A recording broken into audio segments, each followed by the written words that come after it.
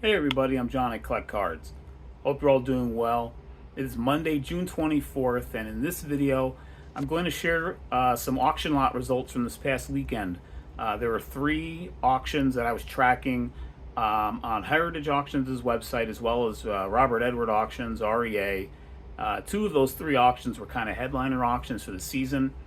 I've got a dozen lots in all that I'm going to share the results of, and if they kind of offer some insight, kind of in one place, in one video, of kind of where vintage might be, a snapshot, if you will, a month away from the national, then I'm happy to kind of put those out there, and just I find it interesting. So let me turn the phone around, and get right to it. Again, I got a dozen vintage lots I'm going to share. All right, so here we go. I'm going to get right to it here. I've got a dozen lots again I'm going to share. The first, I think, five of these are from Heritage's summer auction. Oh gosh, what was it called? Sports Showcase. It's June 22nd, Sports Showcase auction. It ended on Saturday night. Five of these 12 lots are going to be Willie Mays lots. I figured that was appropriate, given it was the first Sunday night kind of weekend batch of auctions since he died, since we lost, in my opinion, the greatest all-around ball player who ever walked on a diamond, Willie Mays. Yeah, that loss actually kind of shook me a little bit on Tuesday night last week. I guess you can't say it was wholly unexpected. He was 93 years old and lived an amazing life. But gosh, what a loss for baseball. What a loss for America. I mean, that was more than a baseball story. That was an American story. And so yeah, what a big loss that was, and what thrills he gave us, whether we were able to watch him play while he was playing in the 50s and 60s and 70s or not.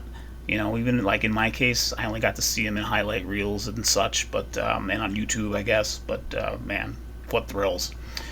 Willie, thanks for the memories, and say hey. Okay, let's get right to it. First auction lot here I'm sharing is in 1956, Grayback, card 130. This card in Avicii EX Plus PSA 4.5, which is a new slab too. If you can see from the number here, it starts with an 8, so they don't give too many pluses these days. PSA doesn't, but this one is a 4.5, and it went for $492 with the buyer's premium. All the prices I'm going to cite here include the buyer's premium of 20%. Actually, Heritage is usually set up a little different, but I think it actually equates to 20% in terms of what the overall prices will be, because the prices went for high enough. But so $492 for this Mays 56. It's a nice one. Just a great card. I'm not a fan of Topps reusing the same portrait image of Willie 3 years in a row, but the sliding image is so cool. Let's see what this card has been averaging for of late on VCP, and we'll sort of track to see if these sales were kind of above recent average sales of on kind of main websites, eBay or other auction house sites, or if they're down a little bit or just kind of right around where they've been. So let's here's VCP for this page, and the PSA 4.5, $499, and it went on Heritage for $492. So yeah, $7. We're talking this one was kind of right for pretty much where it's been going. So one thought about showing 5 lots here of Willie Mays cards, or cards that have Willie on them. I think one of them is going to be a leader's card that we'll see near the end, so it's not just a singular Willie card. I guess we want to see if our prices getting bid up, as in the first week or so since his passing. So it's a little bit of an experiment there. One argument I've seen put out there before I click on the next one, and I'll start clicking through these faster, is that a lot of Willie Mays' bump up in prices actually may have happened right after Hank Aaron's passing in 2021, because I think it was then just kind of, Willie, I think, already was the oldest living Hall of Famer at that time, even when Hank passed, and so I think just people realized. And it was during the peak of the spike in terms of hobby popularity or resurgence, and so Willie's prices, from what I've read And again, that was just within the first year I was back in the hobby, but they kind of spiked then and maybe have plateaued and maybe not come back down that much, and kind of they settled, so to speak, in terms of where they're at. Correct me if I'm wrong in there in the comments, but we're going to see if there's any kind of immediate bump beyond maybe where they had settled a couple years ago. Let's go to our next card here. I thought this was an interesting lot. 1967 Topps Venezuelan Willie Mays in an SGC3. I have one Venezuelan card. I'd love to pick up another one. I'd love to pick up a Retirado card someday. I think that would be kind of cool. I think those are from 67 actually, because I think they use this bottom lettering styling on those cards. So this example of Willie went for $900 in an SGC3. These cards go for quite the premium. The backs of these are way different from what the regular backs are from the top set that were issued in the U.S. But there's that card there. Let's see what this has been averaging. It went for $900 with the buyer's premium again. SGC3. Here's that sale. They just don't sell very often. So this is kind of a wild card in terms of like, how would you rate this? Would this be a huge result? They just don't sell too often. I mean, look at that. VCP only has 38 total sales. So I'm just going to pull up all sales here, and we'll just sort of get maybe an eyeball of maybe what we might think it did or how it did. This was the second card this year. The first one was just an SGC1, and it sold for $260. So pretty big bump for up to a 3 from $260. But just in last fall, a PSA 5 sold for $3,000 on another Heritage auction. So kind of all over the map, I guess you could say. This one's over a year. This is a year and a half ago, December of 22. A 3.5 on SGC went for $884. So maybe kind of right along in line there. So that's probably a pretty good comparison, actually. So I would say this card probably held fairly steady, or maybe got a little bit of a bump, just in it's sort of like, seems like it would fall in line for maybe what you would expect for this card in recent years. So either way, it's an awesome card. I just think that was a sweet one. Look at that, just a fantastic card. Next card I was tracking. Now we're gonna go back to Willie a little later. These are also lots from Saturday night's Heritage's auction. The Sports Showcase. This was a really cool Mordecai three-finger brown card that I just really hadn't noticed before, and I saw it listed. At first I thought, wow, this is a T206 I haven't seen before, as I know he's got like 2 or 3 different variations in that set, but this isn't a T206. This is an E96 Philadelphia Caramel, so it's a candy card. It's pretty much the same dimensions, I think, as a tobacco card. Here's the back of that. It's a pretty cool card. Just lists a checklist there. But I love the red. The red on this card is so cool. It's like a gradient from dark to kind of like more lighter. Nice throwing motion. This is a beautiful card in my opinion. So this SGC 2.5 went for $540. A hefty price. You got to think this one's a little bit more, or maybe a lot more rare than any T206, and gosh, 97 total sales only in VCP's archive, and it goes back pretty far. So this is a pretty special card. Again, it was a 2.5s recently. Here's that price right here. Again, there's just not too many examples, but gosh, a PSA 2.5, $262, but look what a 2 has gone for.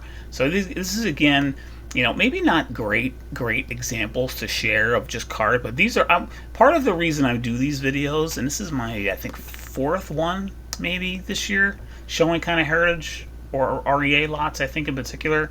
I'm just sharing cards, auction results of cards I find interesting personally. I just think, it's like, maybe a snapshot of where some classic cards that sell regularly might be going, but then there's just some awesome cards that maybe aren't as prevalent as this one that I just thought I'd share as an example of a sale.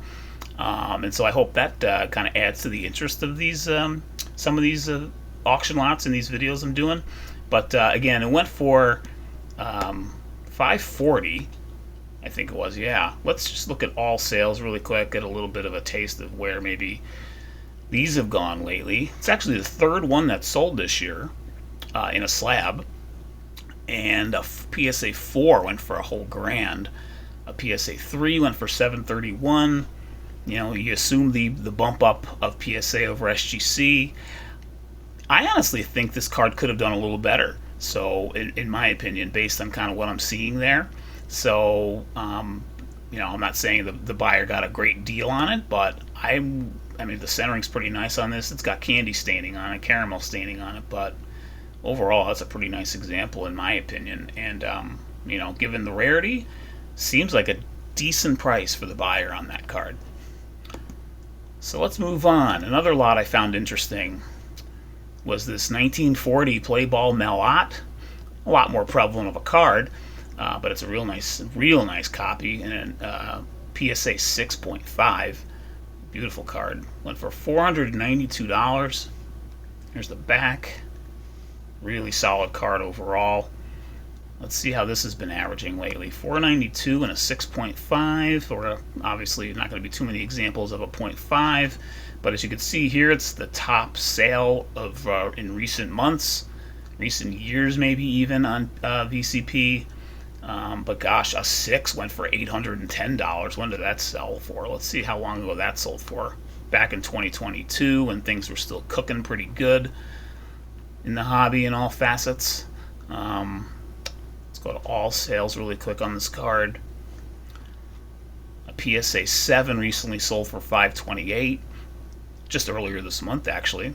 So kind of in line with that, I guess you could say. So probably seems like based on those two examples, here's a 6.5 also from earlier this year. This card sold quite a bit this year actually. I guess sells a little bit more regularly than even I thought, but so it looks like it fell right in line kind of with where it is, between $450 and $500 for that card. So that card just kind of hit its mark. A 6.5 Melot, real nice card. All right, this was the last card on the Saturday night Heritage auction, the Sports Showcase auction. This was the bigger of the two Heritage auctions we're going to track here, and this was the last card of Saturday night I was looking at. I was looking at a few more, but in terms of what I chose to highlight here, I love this card. This is one of my favorite Nolan Ryan cards. I don't own it yet, the 74 Ryan. I just love him rearing back and firing right at you. Super cool card. And 74 is my least favorite set of the whole decade of the 70s, but this card is just, to me, an awesome card. It's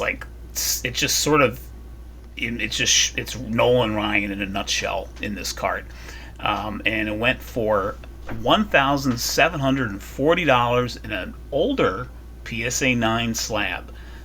Hefty price. Let's see how that's been doing in recent months. Look at that. This card actually underperformed. This card underperformed this weekend. It's been averaging almost $1,870.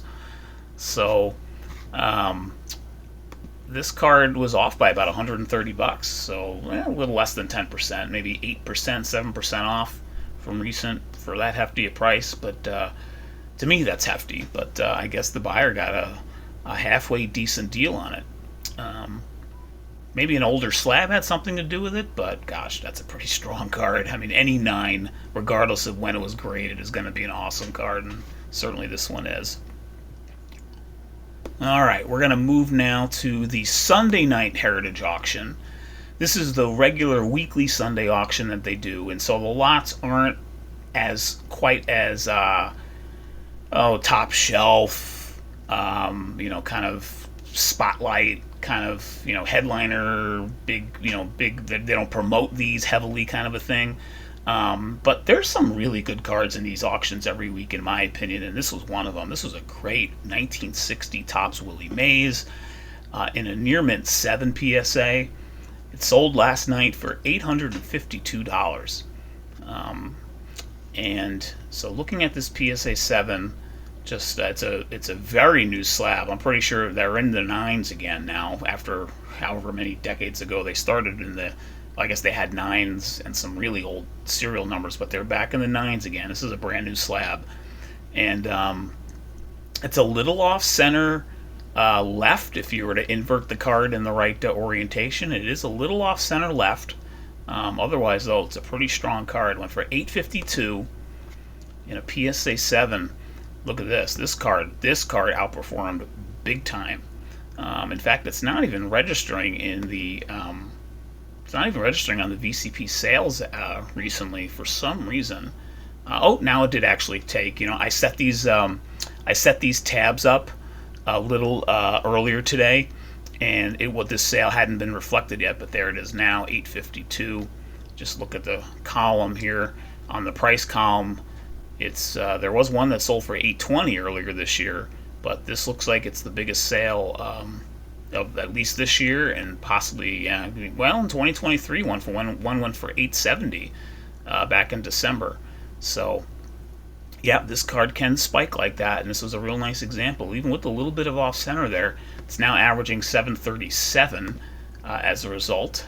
So there's that. So here's an updated numbers there, but still, look at that. It outperformed by $140. So real nice result for that card. Let's move on to the other lot I was tracking Sunday night on Heritage, and then the rest of the lots after this one are going to be from the Sunday night Robert Edward auction. This was an interesting card to me. I just thought I'd follow this one. To me, it's just an awesome shot. So here's an example, kind of like that three-finger brown I showed earlier. It's just a card that grabbed my attention. This is a 1952 Topps high number of Smokey Burgess, a really underrated catcher, in the hobby now. I mean, he's not a Hall of Famer, but he's a multi-time All-Star. And just a really solid player. Was a member of several teams. I believe he played for maybe 4 teams. He started out with the Phillies and Cubs, and then made his maybe his biggest impact on the Pittsburgh Pirates. He was a member of the 1960 World Series winner. And I can't remember what year his rookie card is. It's either 50 or 51 Bowman. But this is a PSA 2 in a new slab of 52 Topps. It is a high number 357. So of course it's a lot scarcer than the first 2 series of Topps from 52.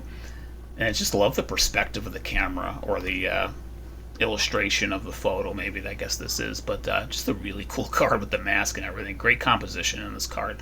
$204 is what it went for. Let's see how this card has been averaging lately in a 2.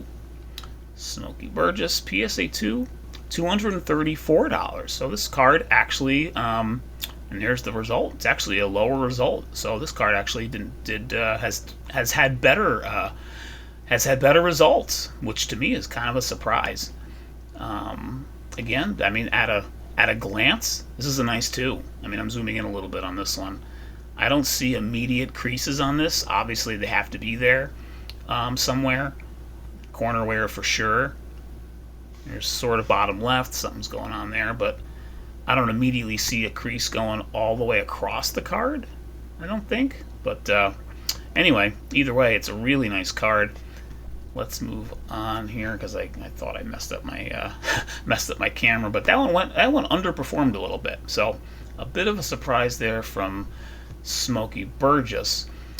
So we're going to move on to REA now. Again, these auctions ended Sunday night. I got 5 lots I'm going to share here, and then we'll call it a video. The first 2 of the 5 are actually of the same card. 1953 Topps Satchel Page. I was tracking 2 cards of his. I'd love to own this card someday. If I was to ever add a Satchel Page to my collection, it's not in my immediate goals. Much more of a longer term goal, but I would love to add a Satchel Page card someday. My favorite card of his, I mean, the 48 leaf obviously is an all-time classic and pretty much unattainable probably for me, but the 49 Bowman is my favorite card of his. I love that card, and that would be a stretch to ever get someday as well. The 53 Bowman, the 53 Topps, possible. That's a possibility, so I thought I would be tracking it. And as you can see, this one went for $360. So in that sense, it's a very possible card someday. But I do have bigger priorities, I guess you could say, at the moment in the hobby for me in terms of what I'd love to pick up in the next 12 to 24 months. But This one here is quite creased. It had a lot of creasing and it's way off center right, but still, I thought I would track it just to see how it would do. So this one SGC went for $360, buyer's premium already included there.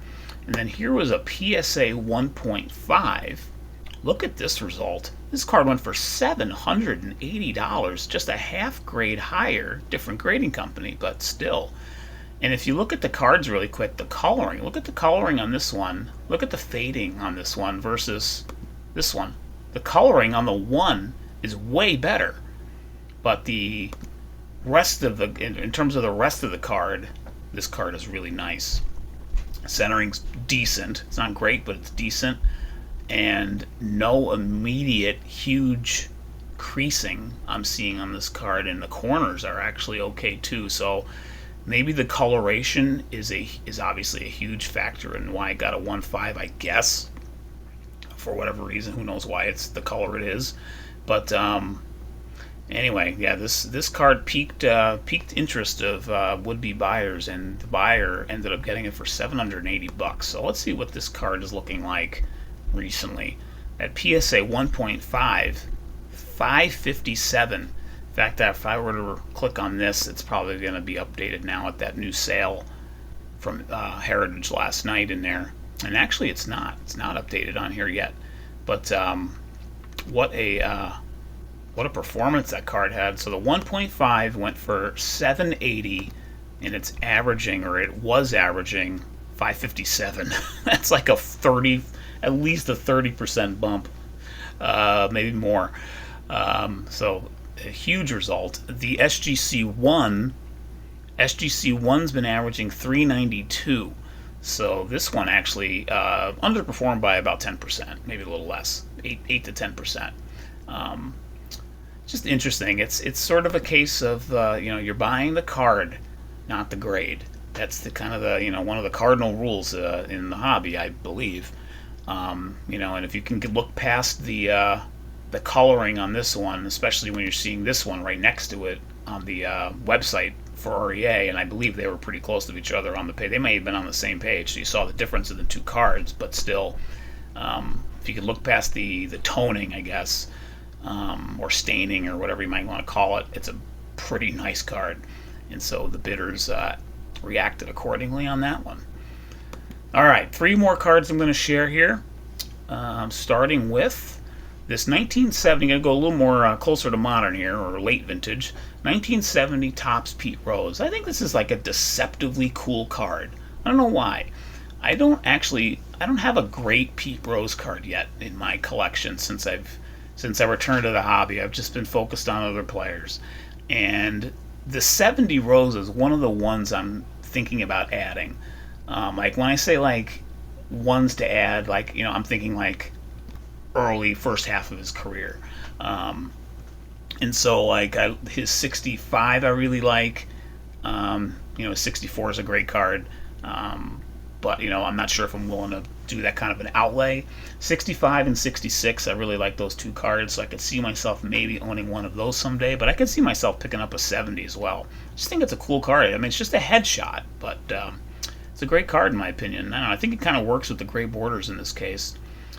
His 76 Topps is arguably my favorite card of his whole run. Love his 76 Topps card, which is in the second half of his career, but that batting cage shot to me is an all-time classic shot, and I don't own that one yet either, and I need to pick that one up. Who knows? Maybe I'll get it at the National or something. But anyway, let's go on to see where this ended up at. This card sold for $216. Let's see how this has been averaging of late in an SGC. I believe again an 8, 216. It did a little bit better than what it's been averaging. So when it's been averaging about $200, so it did about 5-6% better. Just a quick look at this one. It's nicely centered. This is a really, really nice card. So Pete Rose did better than recent average. And I've got 2 more cards I'm going to share, and these last 2 lots are both Willie Mays cards. Here's that leaders card I alluded to earlier. 1964 NL home run leaders with 4 Hall of Famers on it. Willie's on the bottom left. It's led off by Hank Aaron, Willie McCovey, and then you got Orlando Cepeda. Also, you got 3 Giants on this card, which is just awesome too if you're a Giants fan. It sold for $168 in an SGC 8, an old SGC 8 flip. So centering's great on this card. Just a fantastic leaders card. There's so many good leaders cards from the 60s especially. This is one of them for sure. So let's see how this has been averaging of late. 168 in an SGC 8 it went for last night on REA. And it underperformed. This card's been selling for $200 in recent months. So again, another kind of underwhelming result. If you're seeing a trend here as we get to the last card, just in the last couple of years, look at that. Right when the spike hit, look at this card. This card went for $350 in 21 during the absolute peak of things. But the last 2 sales had gone for $200, but now plummeted a little bit more here to 168 last night. That's a pretty sweet card, it's just even for a leaders card, even 168 could sound like a lot, but it is an 8, so it's a real nice copy. But it looks like as we get to the last card, for the most part, out of these lots, sales are like either barely kind of on average or down. There have been a couple that have been up. That Willie Venezuelan from 67 and that 1960 Willie in a 7 also had a real nice result. But I'd say the majority of these cards are a little bit off from what they've been recently. Is that because people are just kind of biding their time to the National? Who knows? But it's just kind of a snapshot of where we're at. Let's move on to the last card. I thought this was a neat one. 1952 Burke Ross Willie Mays. You don't see this card too often. At least I don't. In a really nicely centered SGC 2.5. REA actually had 2 copies of this on their auction last night that ended. The other one was not nearly as good. It was actually, I think, maybe a 3, but it was way off center. It was almost a miscut. Also SGC. It was very off center top. And so I ended up choosing this one, and I believe this one sold for more actually, even at a slightly lower grade. It sold for $1,320. I'm going to zoom in on this one. Just a really cool card. Discoloration on the bottom left side there. Just a cool card. I don't own a Burke Ross. They don't necessarily totally capture my interest, but they are pretty cool. I believe, if I'm understanding right, I think they were sort of like kind of under the radar kind of cards. Like they were, I don't know to what degree licensing was going on back then, but I think they didn't have all the permissions that they needed to print their cards, if I read that right one time. Correct me if I'm wrong there, but either way, they have their a certain place in the hobby for the period. They have some really nice ones of some players, and this one is one of them in my opinion. Let's see where 1320 has ranked recently for an SGC 2.5. Here's the VCP page, and we'll wrap this up. $1,508, a little over $1,500, and it went last night for $1,320. So another off night for a really nice vintage card. This one was off by over 10%, down by about 12 to 15%, I'd say, rough calculation. So there you have it, folks. A little snapshot there of a dozen sales from the weekend. Thought I'd just sort of offer up kind of where things maybe are at the moment. I would say things are, I don't want to say soft, but I think people, my 2 cents, I think people are biding their time a little bit. There is definitely no across the board, in my opinion, Willie Mays bump. If you're seeing a lot more results on other sites in recent days, please mention that in the comments. Maybe I'm way off there mentioning that. I don't think there's necessarily a bump. I think it depends on the card, frankly, probably just like it did, in the past. Do I think like dealers at shows coming up, especially the National, are Mays cards going to be at a premium even more than usual? Yeah, I think they will, frankly. I hope I'm wrong there, but I do think they're going to probably have probably a bit more of a premium.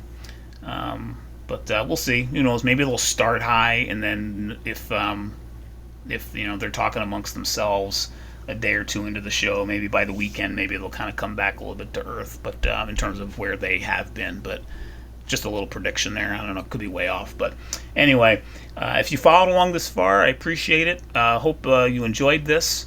I'm hoping to come back at you with a couple more videos later this week, possibly one tomorrow.